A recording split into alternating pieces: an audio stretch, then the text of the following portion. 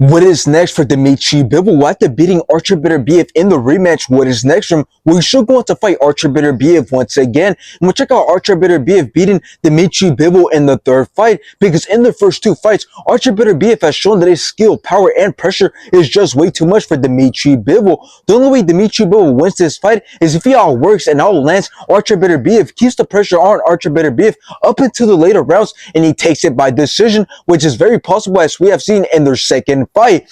Now let's say Dmitry Bivol beats Archer Beterbiev in the third fight. We should go on to fight David Benavidez after this, and we'll check out how Dmitry Bivol win in this fight. Now yes, both have a lot of skill, speed, experience, and yes, David Benavidez is younger, but Dmitry Bivol has way more power and has way better cardio. The only way David Benavidez wins this fight is if he outlands Dmitry Bivol and takes it by decision, which won't happen because Dmitry Bivol's defense is great and his punch output is also very high. Now let's talk about this rematch, because it was crazy and it was different compared to the first fight, because in the first fight, Dmitry Bivol was the one controlling the rounds and he was the one landing the better shots throughout the fight. So it looked like he had won the fight convincingly up until the later rounds, because that's where Beterbiev began to put that pressure on Dmitry Bivol, and he obviously took the win. But in this rematch, it was the complete opposite, as Beterbiev was the one controlling the early rounds and he was the one making Dmitry Bivol run around the ring, and Dmitry Bivol was holding back. But in the later rounds, that is when Dmitry Bivol picked it up, as if that was his game plan all along, to start off slow and patient early on and then pick it up in the later rounds to get the better of Beterbiev when he's fatigued. But in the end, this fight ended up being a very close and competitive fight, just like the first fight. But I would say that this fight was more competitive